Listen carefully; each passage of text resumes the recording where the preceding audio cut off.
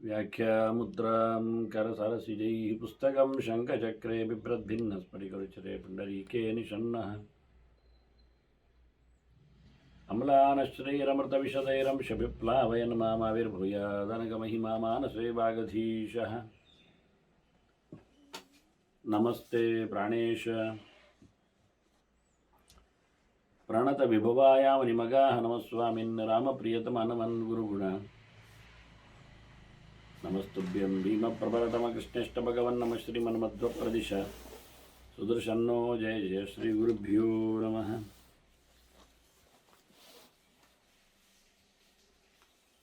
नारायणं सुरगुरुं जगदेकनाथं भक्तप्रियं सकललोकनमस्कृतं च त्रैगुण्यवर्जितमजं विभुमाद्यमीशं वन्दे भवग्रम् अमरासुरसिद्धवन्द्यं नारायणं नमस्कृत्य नरं चैव नरोत्तमं देवीं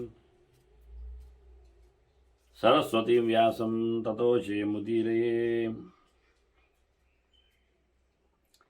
ವೇದವ್ಯಾಸರ ಮಹಾಭಾರತದ ಚಿಂತಕರಿಗೆ ವಂದನೆಗಳು. ಅನುಶಾಸನ ಪರ್ವದ 18ನೆಯ ಪ್ರವಚನ.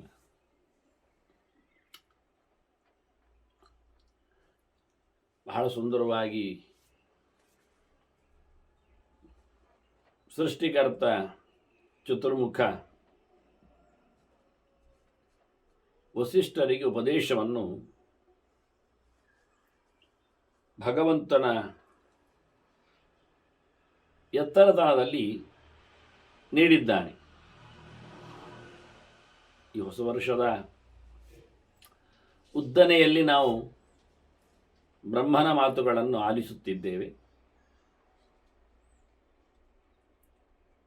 ಬಹಳ ಸುಂದರವಾದ ಫಲ ಕರ್ಮಗಳ ಸಂಬಂಧವನ್ನು ನಚ ಫಲತಿ ವಿಕರ್ಮ ಜೀವಲೋಕೆ. ತಪ್ಪು ಕೆಲಸ ಮಾಡಿದವ ಈ ಲೋಕದಲ್ಲಿ ಒಳಿತನ್ನು ಪಡೆಯುವುದಿಲ್ಲ ಅಂದ್ಬಿಟ್ಟು, ಅಷ್ಟೇ ಅಲ್ಲದೆ ಅವ ಕರ್ಮ ಮಾಡದೇ ಇದ್ದರೆ ಅವನು ಯಾವುದೇ ಪ್ರಕಾರವಾದಂತಹ ರಿಸಲ್ಟ್ ಇಲ್ಲ. ನಚ ಫಲತಿ ವಿಕರ್ಮ, ವಿಗತ ಕರ್ಮ ಅಂತ ಅರ್ಥ. ವಿರುದ್ಧ ಕರ್ಮ ಎನ್ನುವುದು ಮತ್ತೆ ಕರ್ಮ ಮಾಡದೇ ಇದ್ದವನಿಗೆ ಎಂದೂ ಸಹ ಜೀವಲೋಕದಲ್ಲಿ ಯಾವುದೇ ಪ್ರಕಾರವಾದ ಅವನಿಗೆ ಹಿಂತಿರುಗಿಸಲ್ಪಟ್ಟದ್ದು ಬ್ಯಾಕ ಎಂಥದ್ದು ಸಿಗುವುದಿಲ್ಲ ಅವನಿಗೆ. ನ ದೈವಂ ವ್ಯಪನಯತಿ ವಿಮಾರ್ಗಂ. ಇನ್ನೂ ಒಂದು ಅರ್ಥ ಮಾಡಿದರೆ ನಚ ಫಲತಿ ಅಂದರೆ ಅವನಿಗೆ ಅನುಕೂಲಕರವಾದ ಫಲ ಬರುವುದಿಲ್ಲ ಎನ್ನುವ ಅರ್ಥ ಮಾಡಿಯೂ ವಿಕರ್ಮ ಎನ್ನುವುದಕ್ಕೆ ವಿರುದ್ಧ ಕರ್ಮ ಅಂತ ಅರ್ಥ ಮಾಡಲಿಕ್ಕಾಗ್ತದೆ. ಶಾಸ್ತ್ರ ವಿರುದ್ಧವಾದ ಕೆಲಸ ಮಾಡಿದವನು ಈ ಲೋಕದಲ್ಲಿ ಅವನಿಗೆ ಯಾವುದೇ ಪ್ರಕಾರವಾದಂತಹ ಲಾಭ ಒಳ್ಳೆಯದು ಆಗುವುದಿಲ್ಲ. ಅವನು ಕರ್ಮ ಮಾಡುವಾಗ, ತಪ್ಪು ಮಾಡುವಾಗ, ಶಾಸ್ತ್ರ ವಿರುದ್ಧವನ್ನು ನಡೆಸುವಾಗ ದೇವರು ತಡೆಯಬಹುದಿತ್ತಲ್ಲ ಫಲ ಕೊಡುವವ. ಈಗ ಸಾಮಾನ್ಯವಾಗಿ ಗೊತ್ತಿಲ್ಲದ ವ್ಯಕ್ತಿ ಅಂದರೆ ಮಗು ಅಂತ ಅರ್ಥ. ಆ ವಿಷಯದಲ್ಲಿ ಅದು ಬೆಂಕಿಯನ್ನು ಮುಟ್ಟಲು ಹೋದಾಗಲೋ, ಮಲ್ಲವನ್ನು ಮುಟ್ಟಲು ಹೋದಾಗಲೋ, ಅಥವಾ ಇನ್ನಿತರ ಚಾಕುಚೂರಿಯೋ ಹಾವು ಹರಣೆಯೋ ಅದನ್ನು ನೋಡಿದವ, ಅದರ ಬಗ್ಗೆ ಎಚ್ಚರ ಉಳ್ಳವ ಅದನ್ನು ತಡಿತಾನೆ. ಇದು ಕ್ರಮ.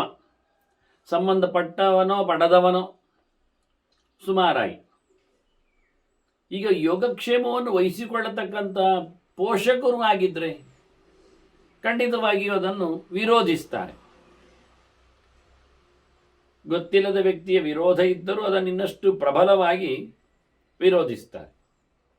ಹಾಗೆ ನಮ್ಮ ದೇವರು ವಿಕರ್ಮನನ್ನು ಕರ್ಮ ವಿಕರ್ಮೇತಿ ಕವಯೋಪ್ಯತ್ರ ಮೋಹಿತಾ ಅಂತ ಕೃಷ್ಣ 3 ಕರ್ಮಗಳ ಬಗ್ಗೆ ಪರಿಚಯಿಸ್ತಾನೆ. ಕರ್ಮ ಅಂದರೆ ಮಾಡುವಂಥದ್ದು, ಅಕರ್ಮ ಅಂದರೆ ಅವನಿಗೆ ಮಾಡಲಿಕ್ಕೆ ಇಲ್ಲದೆ ಇರುವಂಥದ್ದು, ವಿಕರ್ಮ ಅಂದರೆ ಯಾರಿಗೂ ಮಾಡಲಿಕ್ಕೆ ಆಗದೇ ಇರುವಂಥದ್ದು. ವಿರುದ್ಧವಾದ ಕರ್ಮಗಳು, ಶಾಸ್ತ್ರ ವಿರುದ್ಧವಾದ, ಲೋಕ ವಿರುದ್ಧವಾದ, ಸರ್ವಾತ್ಮನ ದೇವರಿಗೆ ವಿರುದ್ಧವಾದ ಕರ್ಮ ಅಂತ ಅರ್ಥ. ಈಗ ಸುಳ್ಳು ಹೇಳುವುದು ಅಂತ ಒಂದಿಟ್ಕೊಳ್ಳಿ, ಕದಿಯುವುದು ಎನ್ನುವುದನ್ನು ಸೇರಿಸಿಕೊಳ್ಳುವ, ಹಿಂಸೆ ಮಾಡುವುದನ್ನಂತ ಒಪ್ಪಿಡುವ. ಇದು ಸುಮಾರಾಗಿ ಶಾಸ್ತ್ರಕ್ಕೆ ವಿರುದ್ಧವಾದ ಕರ್ಮಗಳು. ಇದನ್ನು ಕ್ಷತ್ರಿಯರು ಮಾಡಬಹುದು, ವೈಶ್ಯರು ಮಾಡಬಹುದು, ಎಲ್ಲ ಹೇಳಲಿಕ್ಕೆ ಬರುವುದಿಲ್ಲ. ಆದ್ದರಿಂದ ಕರ್ಮ ಮತ್ತು ಅಕರ್ಮ ಅದು ಒಬ್ಬೊಬ್ಬರನ್ನು ಇಟ್ಟುಕೊಂಡು ಅಧಿಕಾರಿ ಭೇದದಿಂದ ಆಗ್ತದೆ. ಹೋರಾಡುವುದು ಎನ್ನುವುದು ಒಂದು ಕರ್ಮ, ಅದು ಓದುವವನಿಗೆ ಬ್ರಹ್ಮಜ್ಞಾನಿಗೆ ಅದು ಅಕರ್ಮ, ಮಾಡಲಿಕ್ಕಿಲ್ಲ ಅವನಿಗೆ ಹೇಳಿಸಿದ್ದಲ್ಲ. ವ್ಯಾಪಾರ ಅದು ವೈಶ್ಯರಿಗೆ ಹೇಳಿಸಿದ್ದು, ಅದನ್ನು ರಾಜರು ಮಾಡುವುದಲ್ಲ, ಕ್ಷತ್ರಿಯ ಮಾಡುವುದಲ್ಲ, ಕ್ಷತ್ರಿಯನಿಗೆ ಅದು ಅಕರ್ಮ. ಓದುವುದು ಅದು ಬ್ರಹ್ಮಚಾರಿಯ ಕರ್ಮ, ಅದರ ಬದಲು ಅವನು ನಿದ್ದೆ ಮಾಡುವುದು, ತಿರುಗಾಡುವುದು, ಇದು ಅವನದ್ದು ಅಕರ್ಮ. ಹೀಗೆ ವರ್ಣಕ್ಕೆ ಆಶ್ರಮಕ್ಕೆ ಸಂಬಂಧಪಟ್ಟಂತೆ ಕರ್ಮ ಅಕರ್ಮಗಳು ಬದಲಾಗ್ತವೆ. ಅದು ಇವನಿಗೆ ಅಧರ್ಮ ಆದರೆ ಅವನಿಗೆ ಕರ್ಮ ಆಗಿರ್ತದೆ, ಅವನಿಗೆ ಕರ್ಮ ಆಗಿದ್ರೆ ಇವನಿಗೆ ಅಕರ್ಮ ಆಗಿರ್ತದೆ. ಇದು ಕ್ರಮ. ವಿಕರ್ಮ ಸರ್ವಾತ್ಮನ ಯಾರಿಗೂ ಬೇಡವಾದದ್ದು, ಇದು ವಾಸ್ತವ. ಈಗ ಮದಿರೆ ಅದರ ಸ್ವೀಕಾರ ಅದು ಕ್ಷತ್ರಿಯನಿಗೆ ಹೋರಾಟದಲ್ಲಿ ಕೆಲವೊಮ್ಮೆ ವಿಹಿತ ಆಗ್ತದೆ, ಅದು ವಿರುದ್ಧ ಕರ್ಮ ಅಲ್ಲ. ಆದರೆ ಅದು ಉಳಿದವರಿಗೆ ಯಾವಾಗಲೂ ಅಕರ್ಮವೇ, ಮಾಡಬಾರದ್ದೇ, ಅಪೇಯವಾಗ್ತದೆ, ಅಭಕ್ಷ್ಯ ಆಗ್ತದೆ. ಹೀಗೆ ಕರ್ಮಾಕರ್ಮ ವಿಕರ್ಮಗಳ ಬಗ್ಗೆ ಬಹಳ ಕಷ್ಟಪಟ್ಟು ನೋಡಲಿಕ್ಕೆ ಉಂಟು ಅಂತ ಕೃಷ್ಣನ್ ಹೇಳಿರ್ತಾನೆ. ಆದ್ದರಿಂದ ಶಾಸ್ತ್ರ ವಿರುದ್ಧವಾದ ಅದನ್ನು ಮುಂದೆ ಕೇಳಿದ್ದವ, ಶಾಸ್ತ್ರವಿಧಿ ಮುತ್ಸೃಜ್ಯ ಬರ್ತದೆ ಕಾಮಕಾರತಃ ಅಂತ ಹೇಳಿ ಇಷ್ಟ ಬಂದಾಗಿ ಮಾಡುವುದನ್ನು ನಾನು ಒಪ್ಪುವುದಿಲ್ಲ ಅಂತ ಹೇಳ್ತಾನೆ ಅವನು. ಅದು ವಿಕರ್ಮ, ಶಾಸ್ತ್ರ ವಿರುದ್ಧವಾದ, ಶಾಸ್ತ್ರ ಹೇಳದೇ ಇರತಕ್ಕ ಕರ್ಮಗಳು ಅವನಿಗೆ ಇಷ್ಟದಂತೆ ಮಾಡುವಂಥದ್ದು, ಅದಕ್ಕೆ ನಾನು ಬೆಲೆ ಕೊಡುವುದಿಲ್ಲ ಅಂತ. ಹಾಗೊಂದೊಮ್ಮೆ ಶಾಸ್ತ್ರ ವಿರುದ್ಧವಾದ ಕರ್ಮ ಮಾಡುವವನು ಮಾಡಿದಲ್ಲಿ ನಸಸಿದ್ಧಿಮ ಪ್ರವೃತ್ತಿ ನಸ್ಕೊಮ್ಮೆ ಎನ್ನುವುದು ಸತ್ಯ. ಅವನಿಗೆ ಅದರಿಂದ ಸಿದ್ಧಿಯಾಗುವುದಿಲ್ಲ, ಸುಖ ಬರುವುದಿಲ್ಲ. ಪರಾಂಗದಿಂ, ಅವನು ಉತ್ತಮವಾದ ಗತಿಯನ್ನು ಹೊಂದುವುದಿಲ್ಲ ಅಂದರೆ ಅವನು ಅಧೋಗತಿಯನ್ನು ನೀಚಗತಿಯನ್ನು ಪಡೀತಾನೆ ಅಂತ ಆಯ್ತಲ್ಲ. ಮತ್ತೆ ಅವನು ಸುಖವನ್ನು ಹೊಂದುವುದಿಲ್ಲ ಅಂದರೆ ಅವನು ದುಃಖವನ್ನು ಪಡೀತಾನೆ ಅಂತ ಆಯ್ತಲ್ಲ. ಹಾಗಾಗಿ ಅವನು ದುಃಖ ಪಡದಂತೆ, ನೀಚಗತಿಯನ್ನು ಪಡೆಯದಂತೆ ತಡಿಬಹುದಿತ್ತಲ್ಲ ಆ ಫಲವನ್ನು ಕೊಡುವ ಸ್ವಾಮಿಗೆ, ದೈವಕ್ಕೆ, ದೇವರಿಗೆ. ಅದಕ್ಕೆ ಹೇಳ್ತಾನೆ, ಯಾರು ತಪ್ಪು ದಾರಿಯಲ್ಲಿ ಹೋಗ್ತಾನೋ ಅವನನ್ನು ದೇವರು ತಿದ್ದಲು ಹೋಗುವುದಿಲ್ಲ, ಬದಲಾಯಿಸುವುದಿಲ್ಲ. ಅವನು ಸಮಾಜದಲ್ಲಿ ಮಾಡಬಾರದ ಕೆಲಸ ಮಾಡಿ ಅನುಭವಿಸ್ಲಿ.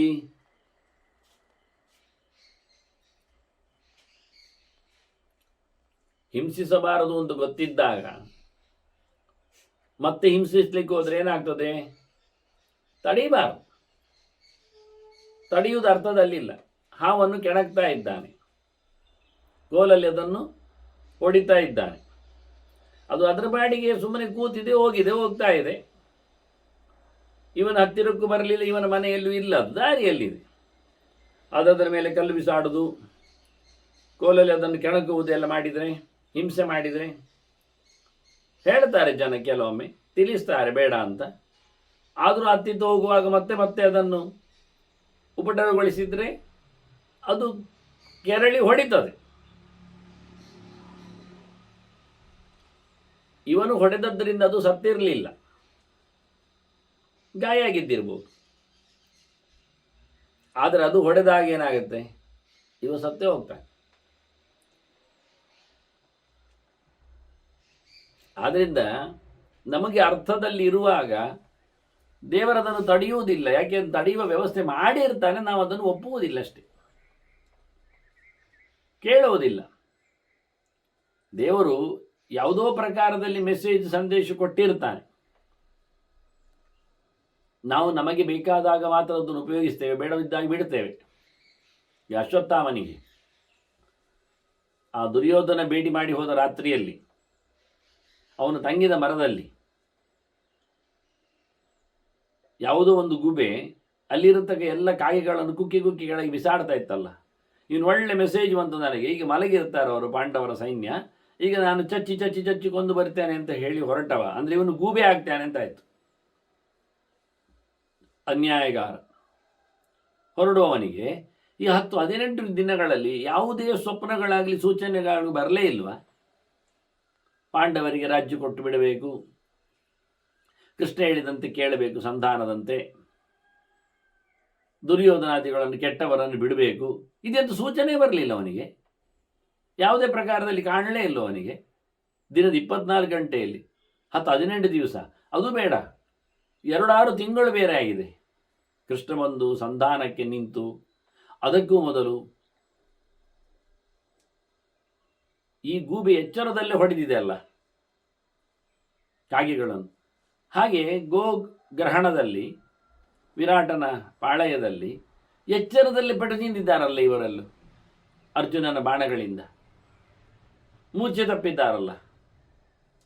ಹೇಳಲಿಕ್ಕೆ ಹೋಗದೆ ಉತ್ತರ ಕುಮಾರ ಅವನು ತಂಗಿ ಹೇಳಿದ್ದಾಳೆ ಹೇಳಿಕೊಂಡು ಎಲ್ಲರದ್ದು ಸುಮಾರಾಗಿ ಬಟ್ಟೆಗಳನ್ನೆಲ್ಲ ಹೇಳ್ಕೊಂಡು ಹೋಗಿದ್ದಾರಲ್ಲ, ಮೇಲ್ಹೊದಿಕೆಗಳನ್ನು. ಅವನಿಗೆ ಆಗ ಸೂಚನೆ ಬರಲಿಲ್ವಾ? ಎಲ್ಲ ಸಾಯ್ತೇವೆ ನಾವು, ತಿಂತೇವೆ ನಾವು, ಮರ್ಯಾದೆ ತಗೊಳ್ತೇವೆ ನಾವು, ಅದನ್ನು ಪಾಂಡವರಿಗೆ ಕೊಡಬೇಕು, ಅವರದ್ದು ರಾಜ್ಯ ಅವರ ಪಾಲು ಅಂತ. ಆಗ ಇವರಿಗೆಲ್ಲ ಹಗಲಿನಲ್ಲಿ ಆದ ಘಟನೆಗಳಿಗೂ ಕೃಷ್ಣ ಹೇಳಿದ್ದ ಮಾತುಗಳಿಗೂ ಅಲ್ಲೇ ಸೂಚನೆ ಎಲ್ಲ ಆಗಿತ್ತಲ್ಲ ಬೇಕಾದಷ್ಟು. ಆದರೆ ಏನು ಆಗೆಲ್ಲ ಯಾವತ್ತೇ ಆಗಿದೆ. ನಮಗೆ ಕೊಟ್ಟಿರತಕ್ಕ ಸೂಚನೆಗಳು, ಸಲಹೆಗಳು, ಸಂಕೇತಗಳು, ಲಕ್ಷಣಗಳು, ಚಿಹ್ನೆಗಳು ಒಳ್ಳೆಯದಾಗಿದ್ದರೆ, ಒಳ್ಳೆಯದಾಗುವುದಾಗಿದ್ದರೆ ನಾವು ಅದನ್ನು ಬಹಳ ಕಡಿಮೆ ಮಟ್ಟಿನಲ್ಲಿ ನೋಡ್ತೇವೆ, ಅದನ್ನು ರಿಜೆಕ್ಟ್ ಮಾಡ್ತೇವೆ, ಅದನ್ನು ಗಮನಿಸುವುದಿಲ್ಲ, ಅದರ ಬಗ್ಗೆ ತಟಸ್ಥರಾಗ್ತೇವೆ. ಹೇಳಿಯೂ ಗೊತ್ತಾದರೂ ಅದೇ ಕೆಟ್ಟದರ ಮೇಲೆ ಆಗುವಾಗ ನಮಗೆ ಭಾರಿ ಯೋಚನೆಗಳೆಲ್ಲ ಬರುವಂಥದ್ದು. ಇಷ್ಟೇ ಕ್ರಮ. ಅಂದ ಬೇರೆ ಬೇರೆ ಪ್ರಕಾರದಲ್ಲಿ ತಡೆದದ್ದು, ಪಾಠ ಮಾಡಿದ್ದು ಎಲ್ಲ ಗೊತ್ತಾದರೂ ಅದನ್ನು ಗಮನಿಸುವುದಿಲ್ಲ, ಎಕ್ಸೆಪ್ಟ್ ಮಾಡೋದಿಲ್ಲ. ಆದ್ದರಿಂದ ದೈವವು ಸುಮ್ಮನೆ ಇರ್ತದೆ. ದೈವಕ್ಕೆ ಏನಾದರೂ ಒಂದು ಚಾಲನೆ ಬೇಕು, ಸೂಚನೆ ಇರಬೇಕು, ಇಲ್ಲ ಅದರದ್ದು ಕೆಲಸ ಮಾಡುವುದಿಲ್ಲ. ಸುಮ್ಮನೆ ಹಿಂದೆ ಹೇಳಿ ಆಯ್ತಲ್ಲ ಬ್ರಹ್ಮದೇವ, ಸುಮ್ಮನೆ ದೈವವನ್ನು ಮೇಲೆ ರಕ್ತದ ಫಲ ಕೊಡ್ಲಿಕ್ಕೆ ಹೋಗ್ತದ. ಹಾಗಿದ್ರೆ ಎಲ್ಲ ದೈವವೇ ಕೊಡಬೇಕಾಗತ್ತೆ ಎಲ್ಲರಿಗೂ ಫಲ. ಕೆಲಸ ಮಾಡದವನಿಗೂ, ಮಾಡುವವನಿಗೂ, ಹೆಚ್ಚು ಮಾಡಿದವನಿಗೂ, ಹೆಚ್ಚು ಕಡಿಮೆ ಮಾಡಿದವನಿಗೂ, ಕಮ್ಮಿ ಮಾಡಿದವನಿಗೂ, ಮಾಡೇ ಎಲ್ಲರಿಗೂ ಕೊಡಬೇಕಾಗ್ತದೆ. ಹಾಗಿಲ್ಲೇ ಇಲ್ಲ, ಮಾಡಿದಾಗೆ ಕ್ರಮ. ಆದ್ರಿಂದ ನದೈವಂ ವ್ಯಪನಯತಿ ವಿಮಾರ್ಗಂ, ದಾರಿ ತಪ್ಪಿದವನನ್ನು ಮತ್ತೆ ಸರಿ ಮಾಡಲಿಕ್ಕೆ ದೈವ ನಿಲ್ಲುವುದಿಲ್ಲ. ಯಾಕೆ ಅಂದರೆ ಅವನು ಮಾಡಿದ್ದು ತಪ್ಪು ಮಾತ್ರ ಅಲ್ಲದೆ ಅವನ ಯೋಗ್ಯತೆಯು ತಪ್ಪಿದೆ ಎನ್ನುವ ನೆಲೆಯಲ್ಲಿ ಅದನ್ನು ಬದಲಾಯಿಸುವ ಕ್ರಮ ಇಲ್ಲ. ನಾಸ್ತಿ ದೈವೇ ಪ್ರಭುತ್ವಂ, ದೈವ ಸುಮ್ಮನೆ ತಾನು ಏನಾದರೂ ಯಾವುದಕ್ಕಾದರೂ ತನ್ನ ಚಾರ್ಜನ್ನು ಮಾಡುವುದಿಲ್ಲ, ಸೂಚನೆಗೆ ಮಾತ್ರ. ಇದು ಕ್ರಮ. ತೊಂದರೆ ಆಗಿತ್ತ ಅಲ್ಲಿ ಬರ್ತಾರೆ ರಕ್ಷಕ ಭಟರು. ಸುಮ್ಮನೆ ನೀವು ಬರ್ತಾ ಇರಿರಿ, ನಮಗೆ ರಕ್ಷಣೆ ಆಗ್ತಾ ಉಂಟು ನೋಡ್ತಾ ಇರಿರಿ, ಹಾಗೆಲ್ಲ ಇಲ್ಲ. ಏನೋ ತೊಂದರೆ ಆದರೆ ಹೇಳಿ ಬರ್ತೇವೆ, ಇಷ್ಟೇ ವಿಷಯ. ಹಾಗಾಗಿ ಹಿಂದಿನಿಂದ ದೈವ ಬರ್ತಾ ಇರ್ತದೆ. ಗುರುಮಿವ ಕೃತಮಗ್ರ್ಯಂ ಕರ್ಮ ಸಂಯಾತಿ ದೈವಂ.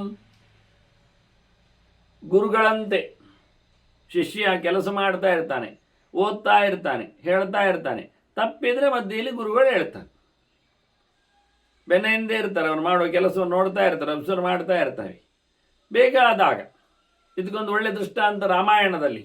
ಇದಾಗಲೇ ರಾಮನವಮಿಯ ಸುತ್ತ ಇದ್ದೇವೆ ನಾವು. ಅವ ಕುಂಭಕರ್ಣ ಬಂದವನೇ ಎಷ್ಟೋ ಜನರನ್ನು ನುಂಗಿದವ. ಅವನಿಗೆ 4 ದಿನ ಬೇಕಾಯಿತು ಏಳಲಿಕ್ಕೆ, ತಿನ್ನಲಿಕ್ಕೆ, ಬರಲಿಕ್ಕೆ. ತಿಂದದ್ದು 4 ದಿನದಲ್ಲಿ ಮತ್ತೆ ಹೋಗಿದವ ಅಷ್ಟೇ. ವಾರದ ವೈಭವ ಕುಂಭಕರ್ಣನದ್ದು. ಆಗ ಅವನು ಸುಗ್ರೀವ ಯಾರೊಂದು ಗೊತ್ತಾಯ್ತು ಅವನಿಗೆ. ಕಪಿಗಳ ರಾಜ ಯಾರು ಎಲ್ಲ ನೋಡಿಕೊಂಡು ಇಷ್ಟೆಲ್ಲ ಜೋರಾಗಲಿಕ್ಕೆ ಸುಗ್ರೀವನನ್ನೇ ಹೊತ್ಕೊಂಡು ಹೋದವ. ಜೋರಿನ ಕಪಿ ಅವನು ಹೊಡೆತ ಹಾಕಿ ಅವನನ್ನು ಹೊತ್ಕೊಂಡೇ ಹೋಗಿಬಿಟ್ಟ. ಸಾಮಾನ್ಯ ಹಾಗೆ ಲೀಡರನ್ನು ತೆಗೆದರೆ ಉಳಿದವರು ದಿಕ್ಕಿಲ್ಲದೆ ಹೆಚ್ಚು ಕಡಿಮೆ ಮಾಡ್ತಾರೆ ಅಂತ ಅವರ ತಲೆ.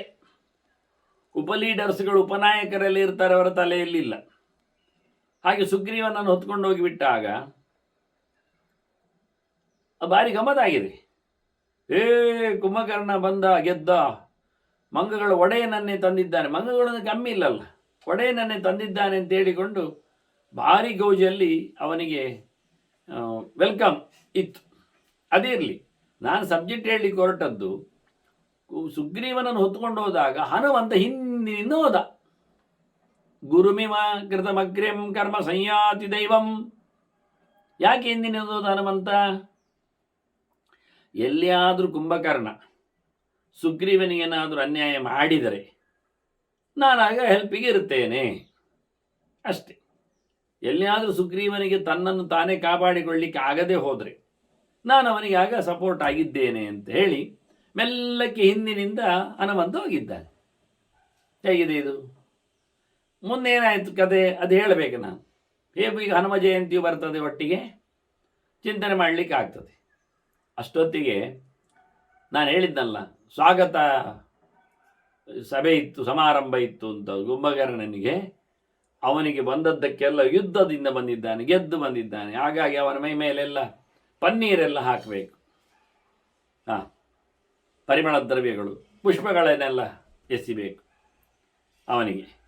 ಹೀಗೆ ಅವರು ಮಾಮೂಲಿ ಗೆದ್ದು ಬಂದಾಗೆಲ್ಲ ಮಾಲೆ ಹಾಕ್ತಾರೆ, ಪನ್ನೀರು ಹಾಕ್ತಾರೆ. ಸೋತಿರ್ತಾನೆ, ಶ್ರಮ ಬಂದಿರ್ತದೆ, ಆಯಾಸ ಆಗಿರ್ತದೆ, ತಂಪಾದ ನೀರುಗಳು, ಪರಿಮಳದ ನೀರುಗಳು ಬಿದ್ದಾಗ ಒಮ್ಮೆ ಖುಷಿ ಆಗ್ತದೆ ಅಂತೇಳಿ ಕುಂಭಕರ್ಣನಿಗೆ ಪನ್ನೀರು ಎಲ್ಲ ಹಾಕಿದ್ರು, ಹೂವೆಲ್ಲ ಹಾಕಿದ್ರು, ಮಾಲೆಲ್ಲ ಹಾಕಿದ್ರು. ಗಮ್ಮತ್ತಿಗೆ ಕುಂಭಕರ್ಣನಿಗೆ ಪನ್ನೀರು ಹಾಕಬೇಕಾದ್ರೆ ಹೇಗಿರಬೇಡಿ ಯೋಚನೆ ಮಾಡಿ ನೀವೇ ಅಷ್ಟೇ. ಹೇಗಿರ್ತದೆ? ದೊಡ್ಡ ಬಂಡೆಗೆ ಮಳೆ ಬಂತು ಅಂದರೆ ಏನು ಹೇಳುವ, ಹೇಗೆ ಹೇಳುವ? 1 ಗಂಟೆ ಮಳೆ ಬಂತು ಅಂದರೆ ದೊಡ್ಡ ಬಂಡೆಯಲ್ಲಿ ಇಲ್ಲಿ ಒಂದು ಬದಿಯಲ್ಲಿ ಚೂರು ಒದ್ದೆ ಆಗ್ಬೋದು ಅಷ್ಟೇ ಎಲ್ಲ. ಹಾಗೆ ಈ ಕುಂಭಕರ್ಣನಿಗೆ ಅವರು ಪನ್ನೀರು ಹಾಕುವುದು ಅಂದರೆ ಅವರು ದೊಡ್ಡ ದೊಡ್ಡ ಮರಾಯಿಯಲ್ಲೇ ತೇಪಿರ್ಬೇಕು ನೀರು. ಒಂದು ಸಣ್ಣ ತಂಬಿಕೆ, ನಮ್ಮದು ಪನ್ನೀರು ದಾನಿ ಉಂಟಲ್ಲ, ಅದು ಭಾಳ ಸಣ್ಣದು, ಚೂರು ಪುರುಕು ಬೀಳುವಂಥದ್ದು. ಅದು ಪ್ರಯೋಜನ ಪುರುಕು ಅಂತ ಕುಡ್ಬೋದ್ರಲ್ಲೇ ಆಯ್ತು, ಅದು ಕೆಲಸ ಪ್ರಯೋಜನ ಆಗಲಿಲ್ಲ. ಏನು ದೊಡ್ಡ ದೊಡ್ಡ ಅಂಡೆಯಲ್ಲಿ ನೀರು ಚೇಪಿದ್ದಾರೆ ಬ್ಯಾರಿಗೌಜಲ್ಲಿ. ಆಗ ಕೈಯಲ್ಲಿ ಮಂಗ ಇದ್ದಾನೆ, ನೀರು ಬಿಸಾಡ್ತಾ ಇದ್ದಾರೆ ಅವ್ರ ಮಂಗನಿಗೆ ಪೂರ ಚಂಡಿ ಆಗುವಷ್ಟು ನೀರು ಬಿತ್ತು ಕುಂಭಕರ್ಣನೇ ಹಾಕುವಾಗ. ಸುಗ್ರೀವನಿಗೆ ಅಲ್ಲಿಗೆ ತಲೆ ತಿರುಗಿತ್ತು, ಪೆಟ್ಟು ತಿಂದು ಹೊತ್ಕೊಂಡು ಹೋದಾಗ. ಮತ್ತೆ ಸರಿ ಇದ್ರೆ ಹೊತ್ಕೊಂಡು ಹೋಗ್ಲಿ ಆಗ್ತದೆ. ಅವನಿಗೆ ನೀರಲ್ಲಿ ಬಿದ್ದ ತಕ್ಷಣ ಒಮ್ಮೆಲೆ ಎಚ್ಚರ ಆಯಿತು. ವಾಹ್, ಭಾರಿ ಖುಷಿ ಆಯಿತು, ತಂಪಾಯಿತು, ಮಂಡೆಗೆಲ್ಲ ನೀರು ಹಾಕಿದ ಹಾಗೆ ರಭಕ್ಕೆ ಎಚ್ಚರ ಆಯಿತು. ಎಚ್ಚರ ಆದಾಗ ಎಲ್ಲಿದ್ದಾನೆ ಗೊತ್ತಾಯ್ತು, ಅವ ಕುಂಭಕರ್ಣನ ಕೈಯಲ್ಲಿದ್ದಾನೆ. ಎಂತ ಮಾಡಿದ್ದಾನೆ ಗೊತ್ತುಂಟ ಮಂಗ, ಗೌಜಿ ಉಂಟವ. ಅವ ಕೈ ತಪ್ಪಿಸಿ ಹಾರಿದ್ದಾನೆ ಮೇಲೆ. ಮಂಗ ಹಾರುವಾಗ ಬಾಯಲ್ಲಿ ಕುಂಭಕರ್ಣನ ಮೂಗನ್ನು ಕಚ್ಚಿದ್ದಾನೆ, 2 ಕೈಯಲ್ಲಿ ಅವನ 2 ಕಿವಿಯನ್ನು ಎಳೆದಿದ್ದಾನೆ.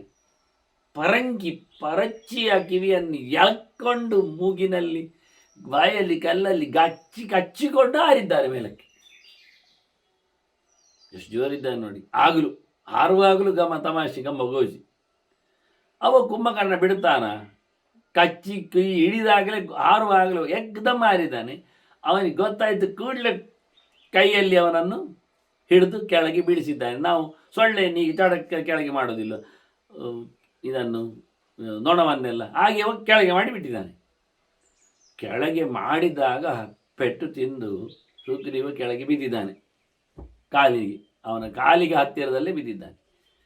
ಕಾಲಿನ ಪಕ್ಕದಲ್ಲಿ ಬಿದ್ದಿದ್ದ, ನೀನು ಹೇಳಬಾರ್ದು ಅಂತೇಳಿ ಅವನು ತನ್ನ ಕೈಯಲ್ಲಿದ್ದ ಶಕ್ತಿ, ಚೂಪಾದ ಒಂದು ಕಬ್ಬಿಣದ ಸಲಾಕೆ ದೊಡ್ಡದು, ಕುಂಭಕರ್ಣ ಕೈಯಲ್ಲಿ ಎಷ್ಟು ದೊಡ್ಡದಿರಬೇಡ, ಅದರಿಂದ ಅವನನ್ನು ಚುಚ್ಚಿ ಬಿಡುತ್ತೇನೆ ಅಂತೇಳಿ ಎತ್ತಿಕೊಂಡು ಚುಚ್ಚಲಿಕ್ಕೆ ಹೋಗಿದ್ದಾನೆ. ಚುಚ್ಚಲಿಕ್ಕೆ ಹೋಗುವಾಗ ಹನುಮಂತ ಪಡಕ್ಕ ಅಂತ ಶಕ್ತಿಯನ್ನು ಎಳ್ಕೊಂಡು ತುಂಡು ಮಾಡಿಬಿಟ್ಟಿದ್ದಾನೆ. ಇವ ಬೆರಳ ಎಡಕಿಯಲ್ಲಿ ಎದ್ದು ಓಡಿದ್ದಾನೆ ಸುಗ್ರೀವ ಬಡಮ್ಮ ಅಲ್ಲಿಂದ. ಹೀಗೆ ಗುರುಮಿವ ಕೃತವಕ್ರಿಯಂ ಕರ್ಮ. ನಾವು ಏನಾದರೂ ಕೆಲಸ ಮಾಡಲಿಕ್ಕೆ ಹೊರಟರೆ ನಮ್ಮ ಬೆನ್ನ ಹಿಂದೆ ದೈವ ಇರ್ತದೆ. ನಾವು ಸುಮ್ಮನೆ ಕೂತರೆ ಅದು ಹೊರಡುವುದೇ ಇಲ್ಲ, ನೋಡ್ತಾ ಇರ್ತದೆ. ನಾವೇನು ಮಾಡ್ತೇವೆ ಅಂತ ಮಾಡಲಿಕ್ಕೆ ಶುರುವಾಯ್ತಾ ಅದು ಎಲಾರ್ಟ್ ಆಗ್ತದೆ.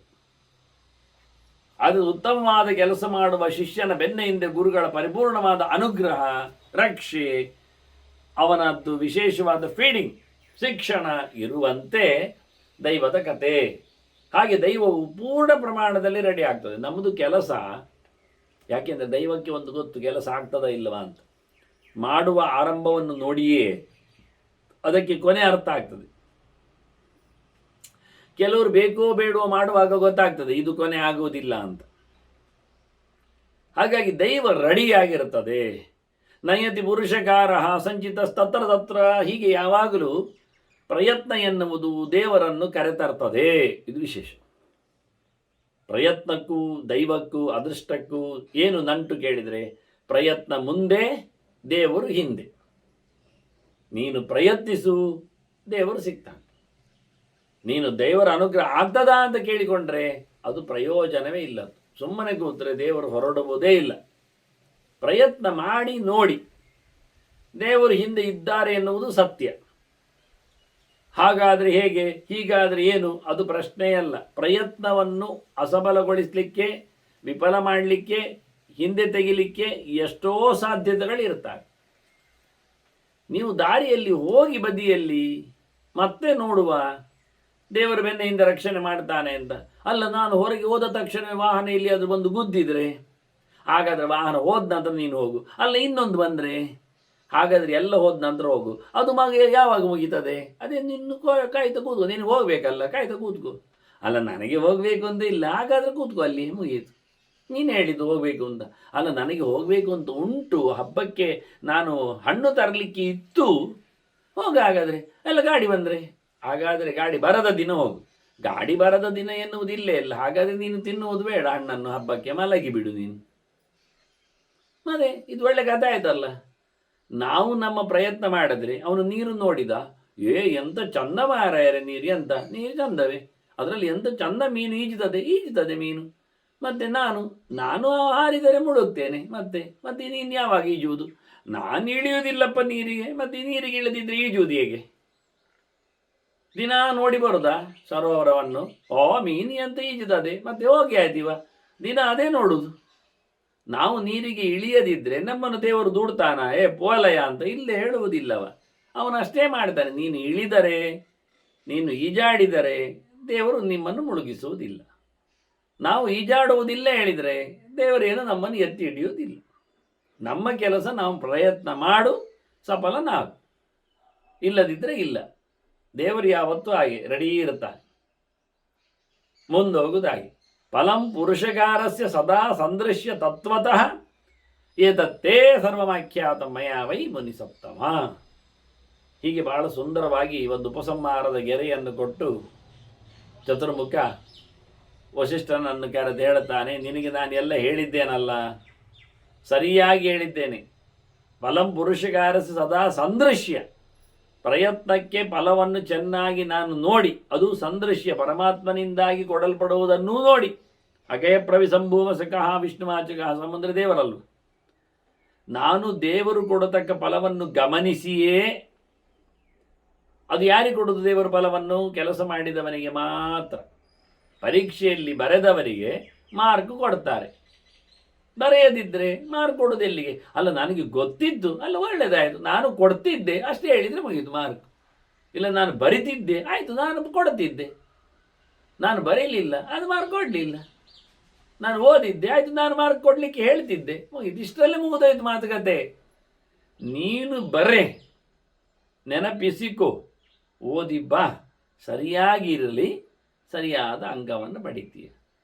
ಇಲ್ಲದಿದ್ದರೆ ಸೊನ್ನೆ. ಅಯ್ಯೋ, ನಾನು ಅವ್ರು ಕೇಳಿದ್ದು ಹಾಗೆ ಅಂತ ತಿಳ್ಕೊಂಡೆ, ಹಾಗಾದರೆ ನಾನು ಸಹ ಮಾರ್ಕೊಡೋದು ಒಂದು ಯೋಚನೆ ಮಾಡಿದ್ದೆ. ಅಲ್ಲಿ ಹೇಳಿದರೆ ಅವ್ರು ಕೇಳಿರ್ತಾರೆ ಬಹಳ ಚಂದವಾಗಿ. ಇವೆಂಥದ್ದು ಬರೆದಿರ್ತಾನೆ ಕೊನೆಗೆ, ದಶರಥನ ಹೆಂಡತಿ ಯಾರು ಅಂತ ಬರೆದಿರ್ತಾನೆ. ಅವ ದಶರಥನ ಮಗನು ರಾಮಚಂದ್ರನು ಬರೆದು ಬಿಟ್ಟಿದ್ದಾನೆ. ಅಲ್ಲ, ರಾಮನನ್ನು ಕೇಳಿದ್ದೆ ಅಲ್ಲ, ಯಾರು ಹೇಳಿದ್ದು? ಅಲ್ಲೇ ಪಕ್ಕದಲ್ಲಿ ಇತ್ತು ಅದು. ರಾಮನು ಕಾಡಿಗೆ ಹೊರಟನು ಇತ್ತು, ಅದಕ್ಕೆ ನಾನು ಅದನ್ನು ಬರೆದದ್ದು. ದಶರಥನ ಮಾತು ಕೇಳಿ ರಾಮನು ಕಾಡಿಗೆ ಹೊರಟನು. ಅದೆಲ್ಲ ಬೇಕಿತ್ತ ಇವನಿಗೆ? ಹೀಗೆ ಕ್ರಮ ಆಗೋದು ನಮಗೆ. ಆದ್ದರಿಂದ ನೀನು ಪ್ರಯತ್ನ ಮಾಡು, ಸರಿಯಾಗಿ ಯಾವುದಕ್ಕೆ ಏನು ಅಂತ ಯೋಚನೆ ಮಾಡಿ ಹೇಳು, ಮತ್ತೆ ಬರೆ, ಮತ್ತೆ ಅಂಕವನ್ನು ಪಡೆ. ಪ್ರತಿಯೊಬ್ಬರು ಹಾಗೆ. ನಾನು ವ್ಯಾಪಾರ ಮಾಡೋದೊಂದು ಶುರು ಮಾಡಿದ್ದು ಹೌದು, ಮತ್ತೆಂತ ಮಾಡೋದು. ಆದರೆ ಅದು ಬೆಳಿಗ್ಗೆ ಬೇಗ ಹೋಗಬೇಕಾಗ್ತದೆ ಅಂಗಡಿಗೆ, ಜನ ಬರ್ತಾರೆ, ಸರಿ ತಾನೆ. ಮತ್ತೆ ರಾತ್ರಿ ತಡ ಇರಬೇಕಾಗ್ತದೆ, ಜನ ಇರ್ತಾರೆ, ಸರಿ. ಇಲ್ಲ ನಾನು ಬೆಳಿಗ್ಗೆ ಹೋಗುವುದಿಲ್ಲ, ಸಂಜೆ ಇರುವುದಿಲ್ಲ, ಮಧ್ಯಾಹ್ನ ಮಾತ್ರ. ಎಂಥದಕ್ಕೆ ಮಧ್ಯಾಹ್ನ ಮಾತ್ರ ಹೋಗೋದು? ಆಗ ಉಮೇಳು ಸಹ ಇಲ್ಲ ಓಡಿಸಲಿಕ್ಕೆ ಮಧ್ಯಾಹ್ನ. ಪ್ರಯೋಜನ ಏನಾಯಿತು? ಸೆಕೆ ಮಾತ್ರ ಇರ್ತದೆ, ಫ್ಯಾನ್ ಒಂದು ತಿರುಗ್ತದೆ, ಕಟ ಕಟ ಕಟ ಕಟ ಶಬ್ದ ಮಾಡ್ತಾ ಇರ್ತದೆ, ಅದನ್ನು ಲೆಕ್ಕ ಮಾಡ್ತಾ ಕೂತ್ಕೊಳ್ಬೇಕಷ್ಟೇ. ಯಾವ ಜಾಗದಲ್ಲಿ ಏನು ವ್ಯಾಪಾರ ಮಾಡುವಾಗ ಯಾರಿರ್ತಾರೆ ನೋಡಿಕೊಂಡು ಕೆಲಸ ಮಾಡಿದರೆ ತಾನೇ ಸಫಲನಾಗುವುದು, ಇಲ್ಲಾದರೆ ವಿಫಲನಾಗ್ತಾನೆ, ಪ್ರಯೋಜನ ಇಲ್ಲ. ಆದ್ದರಿಂದ ನಾನು ಚೆನ್ನಾಗಿ ಫಲವನ್ನು ಯಾವ ನೆಲೆಯಲ್ಲಿ ಪ್ರಯತ್ನ ಪಟ್ಟಾಗ ದೇವರು ಕೊಡ್ತಾನೆ ಎನ್ನುವುದನ್ನು ನಾನು ತಿಳಿದು ನೋಡಿ ನಿನಗೆ ಸರಿಯಾಗಿ ಹೇಳಿದ್ದೇನೆ ಅಂತಾನೆ. ಆದ್ದರಿಂದ ಅಭ್ಯುತ್ಥಾನೇನ ದೈವಸ್ಯ ಸಮಾರಬ್ಧಸ್ಯ ಕೇನಚಿತ್ ವಿಧಿನಾ ಕರ್ಮಣಾಚೈವ ಸ್ವರ್ಗ ಮಾರ್ಗಮಾಪನೀಯ. ಏನಾದರೂ ಒಂದು ಮಟ್ಟಿನಲ್ಲಿ ಕೆಲಸ ಮಾಡಬೇಕು, ಏನಾದರೂ ಒಂದು ರೀತಿಯಲ್ಲಿ ಒಂದು ವಿಧಿಯನ್ನು ಅವಲಂಬಿಸಬೇಕು. ಶಾಸ್ತ್ರ ಹೇಳಿದ ಚೌಕಟ್ಟನ್ನು ಅನುಸರಿಸಿಕೊಂಡು ಕೆಲಸ ಮಾಡಿದರೆ ವಿಷಯ ಹಾಗೆ ಅಲ್ವಾ, ಕ್ರಮ ಹಾಗೆ ಅಲ್ವಾ. ಜ್ವರ ಉಂಟು, ಮದ್ದು ತಗೊಳ್ಬೇಕು, ಆಯಿತು, ಮದ್ದು ತಗೊಂಡ, ಒಂದು ವಾರದಲ್ಲಿ ಜ್ವರ ಹೋಗ್ತದೆ, ರೆಸ್ಟ್ ತಗೊಳ್ಬೇಕು, ಸರಿ ರೆಸ್ಟ್ ತಗೊಂಡ, ಒಂದು ವಾರ ಅದು ಜ್ವರ ಹೋಗಲಿಲ್ಲ, ಮದ್ದು ತಗೊಂಡಿದ್ದೇನೆ ನಾನು. ಹೇಗೆ ತಗೊಂಡು ಮದ್ದನ್ನು? ನಾನು ಮದ್ದನ್ನು ಚೂರಿಗೆ ಬೆರಳಲ್ಲಿಗೆ ಮುಳುಗಿಸಿ ನೆಕ್ಕಿ ಬಿಟ್ಟದ್ದಷ್ಟೇ, ಎಲ್ಲ ಕರ್ಮವೇ. ಇದು ಒಳ್ಳೆಯದಾಗಲಿಲ್ಲಲ್ಲ. ಮತ್ತೆ ಅದು ಹೇಳಿದ್ದಷ್ಟು ಪ್ರಮಾಣದಲ್ಲಿ ತಗೊಳ್ಬೇಕು ಮದ್ದು. ಅದನ್ನ ವಿಧಿನಾ ಕರ್ಮಣಾಚೈವ ಸ್ವರ್ಗ ಮಾಪನೆ. ಅದು ಮಾಡಿದ್ದೇನೆ ಹೇಳಿದರೆ ಮಾಡಿದ್ದೆ ಹೌದು, ವಿದ್ಯುಕ್ತವಾಗಿ ಮಾಡಿದೆಯಾ? ಅದು ಅವರು ಹೇಳಿದ್ದು ಹಾಗಾದರೆ ಆಯಿತು, ಈ ಸರ್ತಿ ಮಾಡ್ತೇನೆ ಹೇಳಿದ, ಮತ್ತೆ ಸಹ ಒಂದು ವಾರ ಮುಗಿದಾಗ ಜ್ವರ ಮುಗಿಲಿಲ್ಲ, ಎಂತ ಮಾಡಿದೆ? ನಾನು ಅವರು ಹೇಳಿದ್ದನ್ನು 3 ಹೊತ್ತಿನದ್ದು ಒಮ್ಮೆಲೆ ಒಂದು ಲೋಟ ಕುಡ್ದೇ ಬಿಟ್ಟಿದ್ದೇನೆ ಕಷಾಯ, ಎಲ್ಲ ಕರ್ಮವೇ. 3 ಹೊತ್ತಿ 3 ಔನ್ಸ್ ಹೇಳಿದ್ದಲ್ಲ, ಒಮ್ಮೆಲೆ ಕುಡಿಯುವುದಲ್ಲ, ಅದು ಆಗ್ತದ? ಒಮ್ಮೆಲೆ ಕುಡಿದ್ರೆ ಜ್ವರ ಹೆಚ್ಚು ಕಡಿಮೆ ಆಗ್ತದೆ. ಇದು ಆಗಲಿಲ್ಲ ಅಂದವ. ಹೇಳಿದ ಹಾಗೆ ಮಾಡದಿದ್ದರೆ ನಮಗಾಗುವ ಕತೆ ಇಷ್ಟೇ, ತೊಂದರೆ ಇಷ್ಟೆ. ಮತ್ತು ಹೇಳಿದಾಗೆ 1 ಅಂಶ ಕುಡಿದಿದ್ದಂತೆ 3 ಹೊತ್ತು ಸಹ, ಆದರೂ ಜ್ವರ ಹೋಗಲಿಲ್ಲ ಅಂತ. ಎಂತ ಮಾಡಿದ್ದೆ ನಾನು? 1 ಅಂಶನ್ನು ಊಟಕ್ಕೆ ಆಗುವಾಗ ಸಾರಿಗೆ ಹಾಕೊಂಡು ಕಲಸಿ ತಿನ್ನದ್ದು ಅಂದ. ಮಂಗ ಮಾರಾಯ ನೀನು, ಮಂಡೆ ಸಮ ಇಲ್ಲ. ಅದನ್ನು ಮಾಡಿದರೂ ವಿದ್ಯುಕ್ತವಾಗಿ ಮಾಡದೇ ಇದ್ರೆ, ನಾನು ನಿಮಗೆ ಉದಾಹರಣೆ ಕೊಡೋದು ಯಾಕೆ ಅಂದರೆ ಅರ್ಥ ಆಗ್ತದೆ ಅಂತ, ಮತ್ತೆಂದೆಲ್ಲ ಅದು ಮಾಡಲಿಕ್ಕಲ್ಲ.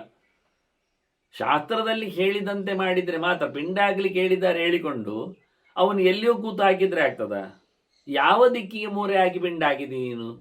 ನಾನು ನನ್ನ ಮನೆಯಲ್ಲಿ ಯಾರು ಕಾಣಬಾರದು ಹೇಳಿ ಕೋಂಟಿನಲ್ಲಿ ಕೂತ್ಕೊಂಡು ಮಾಡಿದೆ ಅಲ್ಲ. ಎಲ್ಲಿ ಕೋಂಟಿನಲ್ಲಿ ಕೂತಿದ್ದಿ ಅದು ಹೇಳ ಮೊದಲು. ಅದು ಪೈಖಾನೆಯಲ್ಲಿ ಪಕ್ಕದಲ್ಲೇ, ಎಲ್ಲ ಕರ್ಮವೇ. ಹೀಗಾಗಿ ಆಯಿತು, ನೀನು ಯಜ್ಞೋಪವೀತವನ್ನು ಎಲ್ಲಿ ಹಾಕ್ಕೊಂಡು ಪಿಂಡ ಹಾಕಿದೆ? ಬಲ್ಲಕ್ಕ ಎಡಕ್ಕ ಹೇಳಿದರೆ ನಾನು ಅದನ್ನು ಗೂಟದಲ್ಲಿ ಹಾಕಿ ಬಂದಿದ್ದೇನೆ, ಸ್ನಾನ ಮಾಡುವಾಗ ಹಾಕಿ ಪಿಂಡ ಹಾಕಿ ಬಂದೆ. ಇದು ಇನ್ನೊಂದು ನಮೂನೆದ್ದು ಪ್ರಾಣಿ.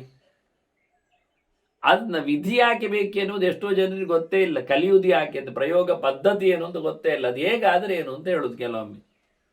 ಹೇಗಾದರೆ ಏನು ಆಗುವುದಿಲ್ಲ, ಬಹಳ ಕಷ್ಟ ಉಂಟು ಅದೆಲ್ಲ. ಶಾಸ್ತ್ರ ಇದೆ, ತಿಳಿಯುವುದಿದೆ. ಇಷ್ಟ ಆಗಿಯೂ ಬರೆದಾಗಿ ಅರ್ಥ ಇರುವುದಿಲ್ಲ, ಹೇಳಿಕೊಟ್ಟ ಕ್ರಮವೂ ಅಲ್ಲದಾಗಿರ್ತದೆ, ಎಲ್ಲ ಪರಂಪರೆ ತಪ್ಪಿ ಹೋಗಿರ್ತದೆ. ಒಂದಕ್ಕೆ ಒಂದೂವರೆ ಮಾಡುವವರೇ ಇರುವುದು. ಈಗೆಲ್ಲ ತಪ್ಪೇ ಮಾಡೋದು, ಪೆಪ್ಪರಾಗಿ ಮಾಡೋದು, ಮತ್ತೆ ಹೇಳೋದು ಎಲ್ಲದಕ್ಕೂ ಸಂಪ್ರದಾಯ ಹಣೆ ಬರಹ ಕೆಟ್ಟಿದ್ದು. ಇದು ನಾನು ಹೇಳಿದಾಗೆ ಪಿಂಡ ಹಾಕುವ ಸಂಪ್ರದಾಯ ಇದ್ದಾಗೆ, ಪಿಂಡ ಹಾಕುವಾಗ ಬೆಕ್ಕು ಓಡುತ್ತದೆ ಹೇಳಿಕೊಂಡು ಒಬ್ಬ ಕಟ್ಟಿದ್ರೆ, ಇವರು 4 ಬೆಕ್ಕು ಕಟ್ಟಿಕೊಂಡು ಅದು ಬೊಬ್ಬೆ ಹೊಡೆಸಿಕೊಂಡು ಅದಕ್ಕೆ ಮತ್ತೆ ಇನ್ನು ಎಂತೆಂಥದ್ದು ಗಲೀಜೆಲ್ಲ ಮಾಡಿಕೊಂಡು ಪಿಂಡ ಹಾಕಿದವರು ಇದ್ದಾರೆ ಲೋಕದಲ್ಲಿ. ಅದು ಪ್ರಯೋಜನ ಆಗಲಿಲ್ಲ ಅಂದರೆ ಇವರು ಬ್ರಹ್ಮದೇವರು ಬಹಳ ಚಂದವಾಗಿ ದೈವವನ್ನು ಎಬ್ಬಿಸುವಂಥ ಕೆಲಸ ಆಗಬೇಕು. ದೈವಸ್ಯ ಸಮಾರಬ್ಧಸ್ಯ ಅಭ್ಯುತ್ಥಾನೇನ ಕೇನಚಿತ್ ವಿಧಿನಾ ಕರ್ಮಣ. ದೈವ ರೆಡಿಯಾಗಿದೆ ಅಷ್ಟು ತಿಳ್ಕೊಳ್ಳಿ. ದೈವ ಮಲಗಲಿಲ್ಲ, ದೈವ ಎವರ್ ರೆಡಿ. ಅದರಿಂದ ದೈವಸ್ಯ ಸಮಾರಬ್ಧಸ್ಯ, ದೈವ ತಯಾರಾಗಿ ಆಗಿದೆ, ದೇವರು ರೆಡಿಯಾಗಿದ್ದಾರೆ ಎಲ್ಲ ಪ್ರಕಾರದಲ್ಲಿ. ಸರ್ವಪ್ರಹರಣಾಯುಧ ದೇವರು.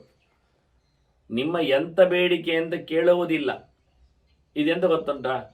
ವರ್ಕರ್ ಇದ್ದಾಗೆ ದೇವರು.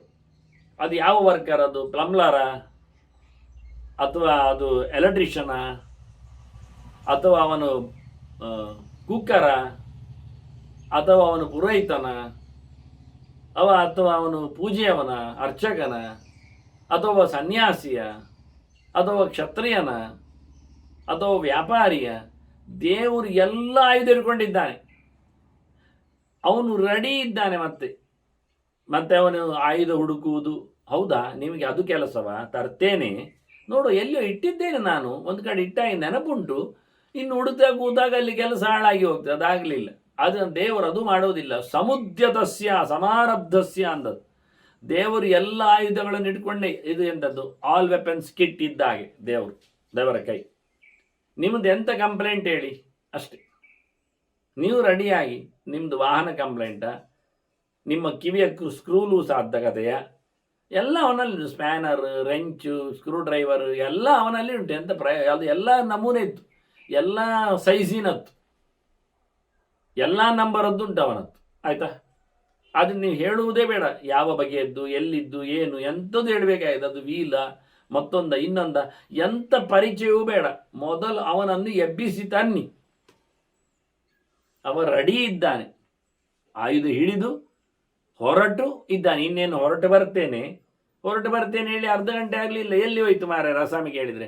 ಅದು ಗಾಡಿ ಮಾರ್ರೆ ಸ್ಟಾರ್ಟೇ ಆಗಲಿಲ್ಲ. ಇದು ಒಳ್ಳೆ ಕಥೆ ಆಯ್ತಲ್ಲ. ಇದಕ್ಕೆ ಹೇಳಿದ ದೇವರು ದೈವಸ್ಯ ಸಮಾರಬ್ಧಸ್ಯ. ದೇವರು ರೆಡಿಯಾಗಿಯೇ ಕೂತಿದ್ದಾನೆ, ನಿಮಗಾಗಿ ತಯಾರುವ ಪ್ರಶ್ನೆ. ಯಾಕೆಂದ್ರೆ ಅವನಿಗೆ ಸುತ್ತಮುತ್ತಲು ಎಲ್ಲರೂ ಕರಿತಾನೆ ಇದ್ದಾರೆ. ಆದ್ರಿಂದ ಎಲ್ಲ ಕಡೆ ಹೋಗ್ತಾನೆ ಇದ್ದಾನವ. ನೀನು ಕರೆದೇಯಬೇಕು. ನೀನು ಅಭ್ಯುತ್ಥಾನೇನ, ನೀನು ಎದ್ದುಕೋ. ಕೇನಚಿತ್ ವಿಧಿನಾ ಕರ್ಮಣ ಅಭ್ಯುತ್ಥಾನೇನ, ನೀನು ಆಭಿಮುಖವಾಗಿ ಎದ್ದಿರಬೇಕು. ದೇವರಿಗೆ ಎದುರಾಗಿ ಬರಬೇಕು. ನೀನು ದೇವರಿಗೆ ಬೆನ್ನಾಕಿ ಅಲ್ಲ. ಯಾವುದ ಪ್ರಕಾರ ಯಾವುದೇ ಆಗಿರಲಿ, ಪ್ರಕಾರ ಆಗಿರಬೇಕು. ಅದು ಅವಿಧಿಯಾಗಿರಬಾರ್ದು. ಎಷ್ಟು ಅವಿಧಿನಾ ಅಕೃತಮೇವ ಅಂತ ಅದು ಹೇಳದಂತೆ ಮಾಡಿದರೆ ಸಿಕ್ಕದಂತೆ ಆಗಿಬಿಡ್ತದೆ ಫಲ. ಅಷ್ಟೇ, ಮತ್ತೆಂತ ಮಾಡು.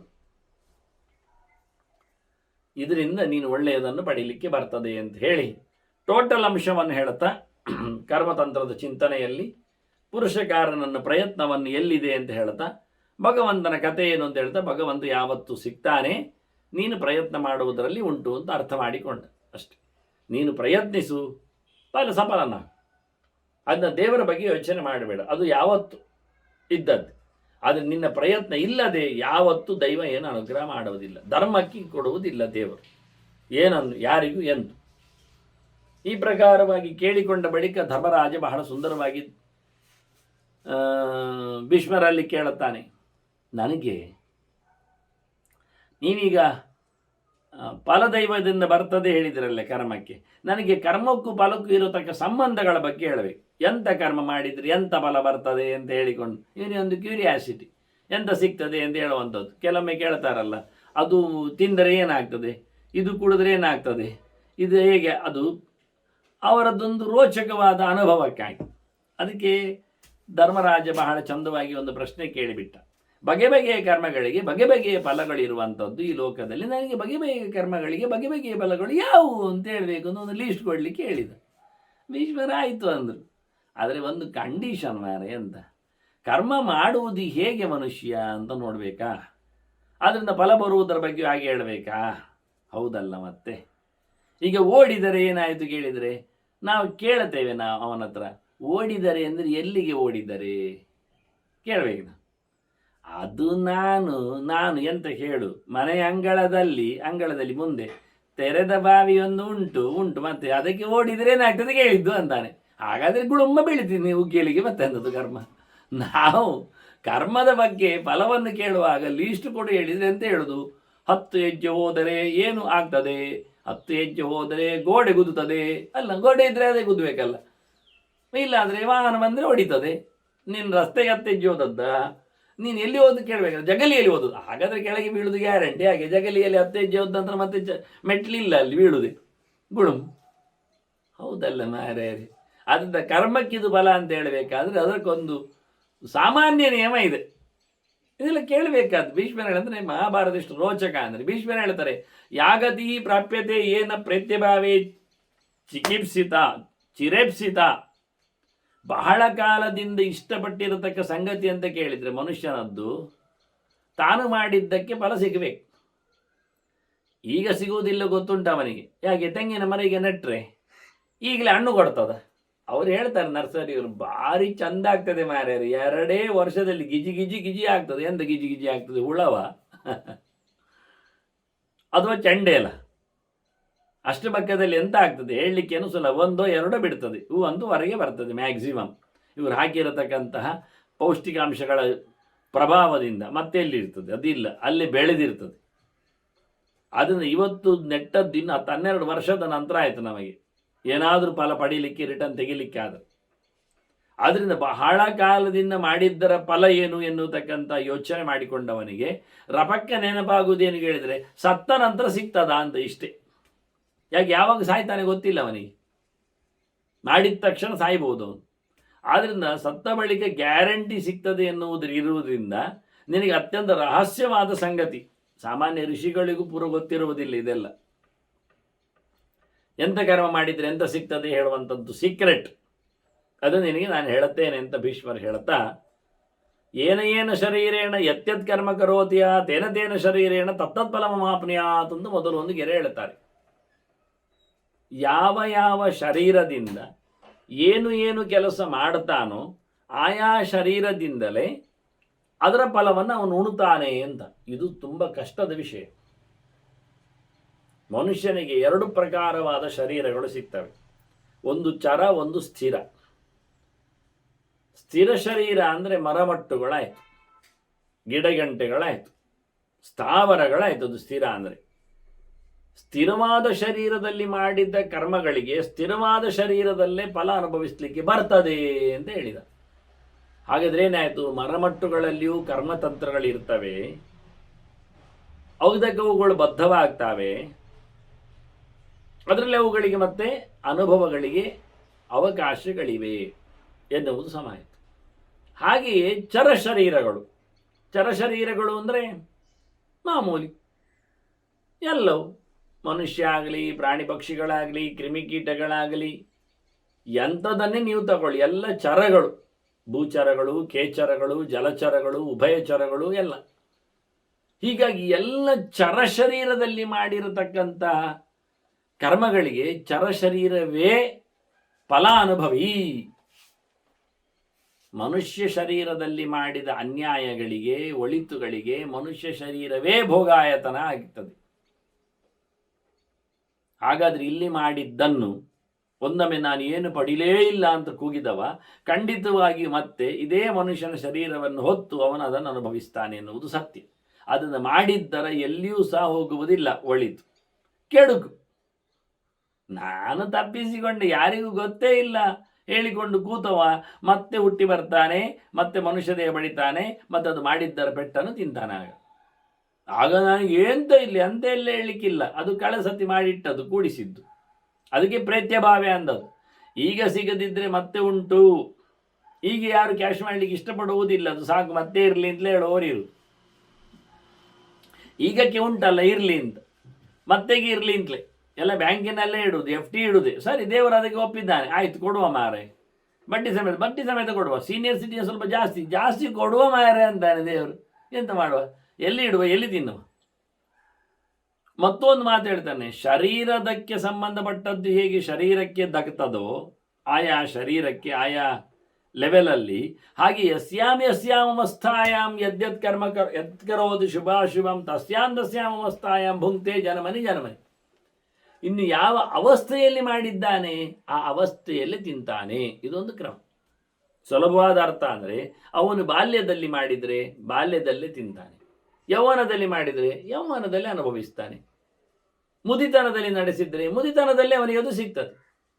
ಇದು ಶ್ರುತಿಯ ಚಿಂತನೆ, ಇದು ವೇದಾಂತ ತತ್ವದ ಕತೆ. ಆದ್ದರಿಂದಲೇ ಬಾಲ್ಯ ದೇವತಿಷ್ಠಾಸೇತು ಅಂತ ಕಡೆ ಮಾಡ್ತಾರೆ ಅವರು. ಅವನು ಒಂದೊಮ್ಮೆ ದೇವರ ಬಗ್ಗೆ ಎಚ್ಚರ ಆಗುವುದನ್ನು, ತಿಳ್ಕೊಳ್ಳುವುದನ್ನು, ರಿಟೈರ್ಡ್ ಆದ ನಂತರ ಅಂತ ಮುದಿತನದ ನಂತರದಲ್ಲಿ ಅವ ದೇವರ ಬಗ್ಗೆ ಮಾತಾಡಲಿಕ್ಕೆ ಬಂದರೆ ಅವನಿಗೆ ಎಂಥದ್ದು ಕಾಣುವುದಿಲ್ಲ ದೇವರು. ಚೂರು ಕಾಣ್ತಾರೆ ಮೋರೆ ಮಾತ್ರ.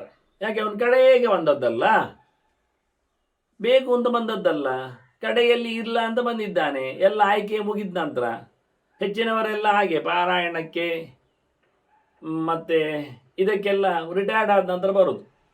ಆಗ ಅವರಿಗೆ ಕಣ್ಣು ಕಾಣುವುದಿಲ್ಲ. ವಿಶ್ವಾಯ ನಮಃ, ವಿಷ್ಣವೇ ನಮಃ ಓದಿ ಹೇಳಲಿಕ್ಕೂ ಕಣ್ಣು ಕಾಣುವುದಿಲ್ಲ. ಆ ಪುಟ ಯಾವುದು ಕಾಣುವುದಿಲ್ಲ, ಎಲ್ಲ ಬ್ಲರ್ ಕಾಣ್ತದೆ. ಎಲ್ಲ ಇರುವೆಗಳು ಸಾಲು ಕೂತಾಗೆ ಕಾಣ್ತದೆ. ಅದು ಹೋಗ್ತಾ ಇದ್ದ ಕಾಣುವುದಿಲ್ಲ, ಅಲ್ಲೋ ಅಡುಗಾಡುದಿಲ್ಲ ಅಕ್ಷರಗಳು ಕೂತಾಗಿರ್ತದೆ. ಅವ್ರು ಯಾವ ಪುಟವನ್ನು ತೆಗೆದ್ರು ಒಂದೇ ಕಾಣುದು ಅವರಿಗೆ. ಮತ್ತೆ ಎಲ್ಲರೊಟ್ಟಿಗೆ ಹೇಳುವುದಲ್ಲ, ಎಲ್ಲರೊಟ್ಟಿಗೆ ಹೇಳಿದಾಗ ಹೇಳ್ತಾರೆ ಅದನ್ನು ಕೇಳಿ. ಆದರೂ ಅದು ಸ್ಪಷ್ಟ ಹೇಳುವುದಿಲ್ಲ, ಕೇಳಿಕೊಂಡದ್ದು ಹೇಳಿದಾಗೆ. ಯಾಕೆ ಕೇಳಿಕೊಳ್ಳುವುದು ಸಮಯ ಇಲ್ಲ ಅವರಿಗೆ. ಯಾಕೆ ಕಿವಿಯಲ್ಲಿಯೂ ಸ್ವಲ್ಪ ಹರಿದಿದೆ. ಕಣ್ಣು ಹೇಗೆ ಸರಿ ಇಲ್ಲವೋ ವರ್ಷ ಆದ ನಂತರ ಕಿವಿಯೂ ಹಾಗೆ ಸರಿ ಇಲ್ಲ. ಮತ್ತೆ ಹೇಳುವಾಗಲೂ ಸರಿ ಕೇಳಿದ್ರು ಹೇಳಿಕ್ಕೆ ಬರುವುದಿಲ್ಲ. ಅದ್ಭುತಾಯ ನಮಃ ಕೇಳಿದೆ, ಅದ್ಭುತಾಯ ನಮಃ ಅದೆಂತ ಹೇಳಿದ್ದು. ಅದು ಹೇಳುವಾಗ ಬಾಯಿಯೂ ಸಮಯ ಇಲ್ಲ. ಅಲ್ಲೂ ಕಲ್ಲು ಕೆಲವು ಬಿದ್ದಿವೆ. ನೋಡಿ ಗಮ್ಮತ್ತು ಅಂದರೆ, ಮುದಿತನದಲ್ಲಿ ಅವ ಪ್ರಯತ್ನ ಪಡಲಿಕ್ಕೆ ಹೋದರೆ ಪ್ರಯತ್ನ ಸಫಲ ಆಗುವುದಿಲ್ಲ. ಪ್ರಯತ್ನ ಪಟ್ಟದ್ದು ಸರಿ, 100ಕ್ಕೆ 100 ಪ್ರಯತ್ನಿಸ್ತಾನವ. ಎದ್ದು ನಿಲ್ಲಬೇಕು ಅಂತ ಮುದಿತನದಲ್ಲಿ ನಿಲ್ತಾನೆ ಗಚಕ್ಕ ಅಂತ. ಆದರೆ ಅಲ್ಲಿಯ ಸೊಂಟಕ್ಕೆ ಹೆಚ್ಚಾಗಿ ಕೂತ್ಕೊಳ್ತಾನೆ ಬಚಕ್ಕ ಅಂತ. ಗಚಕ್ಕರಿಂದ ಬಚಕ್ಕ ಕೂತ. ಯಾಕೆ ಹಾಗೆ ಆಗಲಿಲ್ಲ, ಆಗುವುದಿಲ್ಲ. ಆದ್ರಿಂದ ಮುದಿತನದಲ್ಲಿ ಎಂಥ ಕೆಲಸ ಆಗುವುದಿಲ್ಲ. ಮುದಿತನದಲ್ಲಿ ಮಾಡಲಿಕ್ಕೆ ಹೋದರೆ ದೇವರು ಸಹ ಬ್ಲರ್ರ ಕಾಣ್ತಾನೆ, ಬಚಕ್ ಬಚಕ್ ಕಾಣ್ತಾನೆ, ñಮ ಕಾಣ್ತಾನೆ. ಸರಿಯಾಗಿ ಕಾಣುವುದಿಲ್ಲ, ಕೇಳುವುದಿಲ್ಲ, ಹೇಳುವುದಿಲ್ಲ, ನೋಡುವುದಿಲ್ಲ, ಮುಟ್ಟುವುದಿಲ್ಲ, ಮೂಸುವುದಿಲ್ಲ, ಗಮನಿಸುವುದಿಲ್ಲ, ಎಲ್ಲವೂ ಇಲ್ಲ. ಆದ್ದರಿಂದ ಎಳವೆಯಲ್ಲಿಯೇ ದೇವರೆಡೆಗೆ ಎಚ್ಚರಾದವನಿಗೆ ಅವನಿಗೆ ಪೂರಾ ದೇವರು ಕಾಣ್ತಾನೆ. ಕಾಲಿನಿಂದ ಹಿಡಿದು ತಲೆವರೆಗೂ ಕಾಣ್ತಾನೆ. ನನಗೆ ಹೆಚ್ಚಿನ ಅಂಶ ಕಾಣುವುದೆಲ್ಲ ದೇವಸ್ಥಾನಗಳಲ್ಲೆಲ್ಲ ಮೋರೆ ಮಾಡ್ತಾರೆ ಇಡ್ತಾರಲ್ಲ ಲಿಂಗದ ಎದುರಿಗೆ. ಹಾಗಾದರೆ ಎಲ್ಲ ಮುದುಕರು ಮಾತ್ರ ನೋಡಲಿ ಅಂತ, ರಿಟೈರ್ಡ್ ಪರ್ಸನ್ಸ್ ಅಲ್ಲಿ ಕಾಮ್ ಅನ್ನೋ ನೆಲೆಯಲ್ಲಿಯ ಉಳಿದವರಿಗೆ ಪುರುಸೋತ್ತೇ ಇಲ್ಲವ? ದೇವಸ್ಥಾನ ಉಳಿದವರಿಗೆ ಬೇಡವ? ಇವರು ಹಾಗೆ ಮಾಡಿಕೊಂಡು ಆಯಿತಾ? ಅದೇ ಕಷ್ಟ. ಉಳಿದವರಿಗೆ ಪುರುಸೋತ್ತಿಲ್ಲ ಹೇಳ್ತಾರೆ. ನಮ್ಮ ಭಾಗವತದಲ್ಲಿ ಪರೀಕ್ಷಿತ ಕೇಳುವಾಗ ಶುಕಾಚಾರ್ಯರು ಗಲಾಟೆ ಮಾಡಿ ಹೇಳಲಿಲ್ವ, ಎಲ್ಲಿಂಟು ಮಾರಾಯ ನಿನಗೆ ಪುರುಸೋತ್ತು? 66 ಆಯಿತು ನಿನಗೀಗ, ಕೇಳಲಿಕ್ಕೆ ಬರ್ತೀಗ, ಇದಕ್ಕಿಂತ ಮೊದಲು ಎಂತ ಮಾಡಿದೆ ಕೇಳ್ತಾರವರು. ರಾಜಕೀಯ, ದೊರೆತನ, ಜನರನ್ನು ನೋಡಿಕೊಳ್ಳಿಕ್ಕಿತ್ತು, ಮತ್ತೆಂಥದ್ದು ಇಷ್ಟೇ. ಮತ್ತೆ ಎಳವೆಯಲ್ಲಿ ಮಾಡಿದ್ದು, ಎಳವೆಯಲ್ಲಿ ಸುಮ್ಮನೆ ಆಟ ಆಡಿದ್ದು, ಆಚೆ ಈಚೆ ನೋಡಿದ್ದು, ಆಹಾ ಹೇಳಿದ್ದು, ಎಂಥದ್ದು ನಕ್ಷತ್ರ ಹೇಳಿದ್ದು, ಅದು ಹೇಳಿದ್ದು ಅಷ್ಟೇ. ರಾತ್ರಿ ಹೊತ್ತಿಗೆ ನಕ್ಷತ್ರ ನೋಡಿದ, ಹಗಲು ಹೊತ್ತಿಗೆ ಮರ ನೋಡಿದ, ಮತ್ತೆಂಥದ್ದು ನೋಡಿದ. ಇನ್ನೇನು ನೋಡಲಿಕ್ಕೆ ಆಗಲಿಲ್ಲ ಅವನಿಗೆ, ನೋಡಲಿಕ್ಕೆ ಬರಲಿಲ್ಲ. ದೇವರ ಬಗ್ಗೆ ಎಚ್ಚರ ಆಗಲಿಲ್ಲವ, ಭಗವಂತನ ಬಗ್ಗೆ ಹಾಡಲಿಲ್ಲ, ಚಿಂತನೆ ಮಾಡಲಿಕ್ಕೆ ಬರಲಿಲ್ಲ. ಅದನ್ನು ಎಳವೆಯಲ್ಲಿಯೇ ದೇವರ ಬಗ್ಗೆ ಯೋಚನೆ ಮಾಡಿದವ ದೇವರನ್ನು ಪರಿಪೂರ್ಣವಾಗಿ ಪಡಿತಾನೆ. ಯಸ್ಯಾಂ ಅವಸ್ಥಾಯಾಮ್, ಬಾಲ್ಯದಿಂದಲೇ ಭಗವಂತನ ಬಗ್ಗೆ ಮಾತಾಡಿದರೆ ಬಾಲ್ಯದಿಂದಲೇ ಅವನಿಗೆ ದೇವರ ಬಗ್ಗೆ ಅನುಕೂಲಕರವಾದ ರಿಸಲ್ಟ್ ಸಿಗ್ತದೆ. ನಡುವಯಸ್ಸಿನಲ್ಲಿ ದೇವರೆಡೆಗೆ ಸಾಗಿದವನಿಗೆ ನಡುವಯಸ್ಸಿನ ಭಗವಂತ ಅರ್ಧದಿಂದ ಸಿಗ್ತಾನೆ. ಪಾಸ್ಪೋರ್ಟ್ ಸೈಜ್ ಫೋಟೋ ಎಲ್ಲ ಹಾಗೆ ಅಲ್ವಾ, ಅರ್ಧದ್ದೇ ಇರುವುದು. ಕೈ ಕಾಲುಗಳೆಲ್ಲ ಸಿಗುವುದಿಲ್ಲ, ಕೆಳಗೆ ಇಲ್ಲ. Full size photo, half size photo, only face ವಾಲ್, ಇದೆಲ್ಲ ನಮ್ಮನ್ನು ಸ್ಟ್ಯಾಂಪ್ ಸೈಜ್ ಇದ್ದಾಗೆ. ಈ ನಮೂನೆಗಳು ಬಂದದ್ದು ಹೀಗೆ, ದೇವರು ಕಾಣುವ ಕತೆ ಹಾಗೆ. ಅದರಿಂದ ಹೇಳ್ತಾನೆ ಭೀಷ್ಮರು, ಯಸ್ಯಾಂ ಅವಸ್ಥಾಯಾಮ್ ಯತ್ ಕರೋತಿ ಶುಭಾಶುಭಂ. ಯಾವ ಅವಸ್ಥೆಯಲ್ಲಿ, ಅವಸ್ಥೆ ಅಂದರೆ ಕೆಲವರು ಎಚ್ಚರದಲ್ಲಿ ಕೆಲವರು ಕೆಲಸ ಮಾಡಿದರೆ, ಕೆಲವರು ಸ್ವಪ್ನದಲ್ಲಿ, ಕೆಲವರು ನಿದ್ದೆಯಲ್ಲಿ, ಹಾಗೆ ಅಂತಾನೆ. ಅವನು ಕಣ್ಣು ಕೂರಿಕೊಂಡು ಪಾರಾಯಣ ಮಾಡುವುದು, ದೇವರ ಬಗ್ಗೆ ಜಪ ಮಾಡುವುದು, ಅಂತ ಅವಸ್ಥೆ ಅವನ ಅವಸ್ಥೆ. ಯಾವ ಅವಸ್ಥೆಯಲ್ಲಿ ಏನು ಮಾಡಿದೆಯಾ? ಹೊಟ್ಟೆ ತುಂಬ ತಿಂದ, ಮತ್ತೆ ಎದ್ದು ಬಂದ, ಮತ್ತೆ ಗೋವಿಂದ ಶುರು ಮಾಡಿದ. ಎಂತ ಇದು ಮಾಡುದ, ಎಂತ ತೇಗು ತರಿಸುವುದ? ಸಮಯ ಇಲ್ಲ.